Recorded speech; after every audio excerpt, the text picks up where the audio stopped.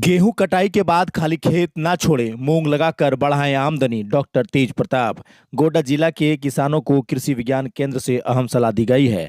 कृषि वैज्ञानिक डॉक्टर तेज प्रताप ने कहा कि गेहूं की कटाई के बाद खेत खाली छोड़ने के बजाय उनमें मूंग, लोबिया जैसे दलहनी फसलों की खेती करनी चाहिए, जिससे किसानों को अतिरिक्त आय मिल सके। उन्होंने बताया कि कृषि विज्ञान केंद्र के प्रदर्शन प्लांट पर 10 अप्रैल को मूंग की बुआई की गई थी, जिसका विकास बेहतर हो रहा है। उन्होंने कहा कि कई किसानों के खेत करीब 2 महीने तक खाली पड़े रहते हैं। यदि सिंचाई की सुविधा हो तो इस समय का उपयोग कर मूंग की खेती से अच्छा उत्पादन लिया जा सकता है। आगे उन्होंने कहा कि मूंग की खेती से केवल अनाज ही नहीं मिलता, बल्कि मिट्टी की उर्वरता भी बढ़ती है। इसकी जड़ों में नाइट्रोजन स्थिरीकरण होने से भूमि की गुणवत्ता सुधरती है। गोड्डा के किसानों के लिए शिखा विराट IPM 2 से 3 और IPM 2 से 14 किस्में उपयुक्त बताई गई हैं, जो 50 से 65 दिनों में तैयार हो जाती है। उन्होंने किसानों को सलाह दी है कि समय पर बुआई कर प्रति हेक्टेयर 8 से 10 कुंटल तक उत्पादन लिया जा सकता है। साथ ही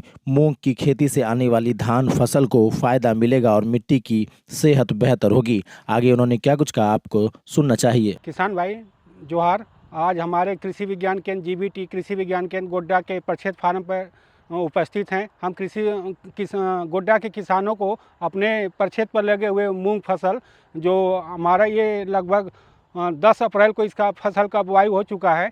अगर किसान भाई, गोड्डा किसान भाई, अगर गेहूं कटने के बाद जो आपका 2 महीना खेत खाली रहता है, अगर उनके पास पानी की सुविधा उपलब्ध है तो ये मूंग की फसल या लोबिया हो या तो भैंचा हो, आप ये तीनों फसल लेके अपने खेत की मृदा का भी सुधार कर सकते हैं। और साथ में एक अच्छा पल्स क्रॉप का ग्रेन उपलब्ध कर सकते हैं अपने पास, जो दलहनी फसल के रूप में अपने खेत में उगाकर मिट्टी का सुधार भी कर सकते हैं। और जिससे सुधार करेंगे, एक ये लेगुनेसी क्रॉप है, इसके गांठों में नाइट्रोजन उपलब्ध रहता है। इसमें 2, 3 या 4, 5 वैरायटी है, जो किसान भाई लगभग 60 या 65 दिन में फसल लगाकर अच्छा उपज प्राप्त कर सकते हैं। जैसे शिखा है, विराट है, IPM 2-13 है, IPM 2-14 है। ये 3-4 वैरायटी है जो गोड्डा के किसानों के लिए बहुत अच्छे लाभ दे सकती है।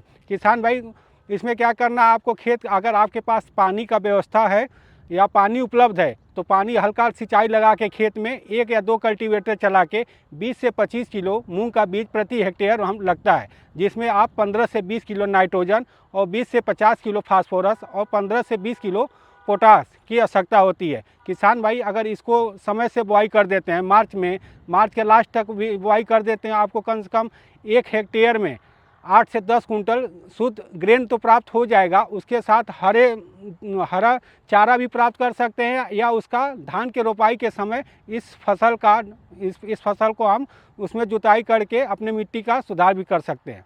अभी तो अप्रैल चल रहा है सर, उसको हाँ, लेकर के अब अभी अप्रैल चल रहा है। किसान भाई अगर अप्रैल में भी लगा सकते हैं तो 1-2 तुड़ाई उसका अच्छा उपज प्राप्त कर सकते हैं। उसके लिए आप वैरायटी शिखा है, चाहे विराट हो, 50 से 55 दिन, अगर अभी भी समय है लगाने का मूंग, लेकिन हो सकता है थोड़ा सा उत्पादन के में कमी हो, लेकिन आप उस उत्पादन में मत जाइए। आप अपने हरे फसल के रूप में खेती के मृदा, उसकी संरचना के सुधार होगा, जिससे वाटर होल्डिंग कैपेसिटी बढ़ेगी और ऑर्गेनिक कार्बन की मात्रा बढ़ेगी, जो आने वाले समय में आपको धान में इसका असर दिखाई देगा। कीड़ों से बचाने के लिए कीड़ों से बचाने के लिए 2 तरह के इसमें रोग लगता है। एक येलो मोज़ेक वायरस लगता है, एक कीड़ा लगता है जिसको साफ नाम एक दवा आती है, कार्बेंडाजिम या मैंकोजेब।